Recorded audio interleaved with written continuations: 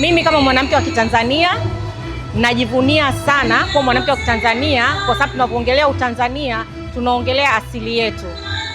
Mimi katika upande wa asili najivunia mengi, afya yangu, najivunia ngozi yangu, najivunia Utanzania wangu, na pia sisi ni matajiri kwenye upande wa nature, sawa, mambo ya asili. Na pia katika fursa tulizozipata katika hii dunia, mimi nimeiona fursa ya afya ya ngozi. Mbali na afya ya ngozi, pia afya ya mwili wangu. Kwenye afya ya ngozi nazungumzia nini? Na products hapa nimezishika. Haya ni mafuta, hii ni scrub. Katika mafuta na scrub vyote ni vya asili na vitu vyote vinapatikana hapa ndani ya Tanzania. Kwa nini sijivunie kuwa Mtanzania? Kwa nini sijivunie kuwa mwanamke? Kwa nini sijivunie kuwa mrembo wa asili? Mnavyoniona sina makeup. Sina makeup kwa sababu ninaamini vitu organic tunavyo ndani ya Tanzania. Wenzetu wana ma-GMO huko duniani, hawapati vitu vya asili.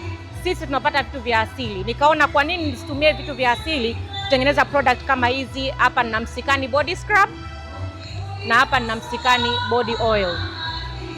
Katika changamoto za ngozi, katika kujichubua, katika mambo ya kuungua ngozi na kuharibika ngozi, hizi products zinakusaidia kuhuisha ngozi yako, zinakusaidia kutunza ngozi yako na pia kulinda ngozi yako. Karibuni Msikani Products ili muweze kupendeza. Mbali na hivyo, chakula gani unatakiwa ule, kitu gani unatakiwa unywe ili ngozi yako iweze kuendana na kile ambacho unakitumia cha nje. Sawa? Hiyo tunakupa ushauri ukifika kwetu, nini ule, nini unywe. Najivunia vingi nikiwa kama ni mama wa watoto 4 ambaye ninazaa kwa operation, afya yangu iko imara, na vyote hivyo ni vitu asili ambavyo navipata ndani ya Tanzania. Kama mwanamke, mimi ni mlezi.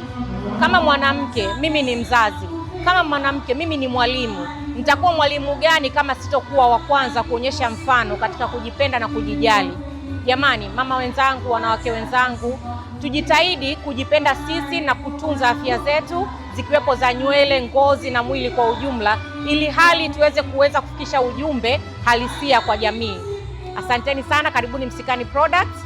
Na pia mimi ni somo, karibuni wale ambao mnataka kuingia kwenye ndoa na ambao mko tayari kwenye ndoa, mje kujifunza. Tunasisitiza kujitambua na kujiamini. Shukran sana.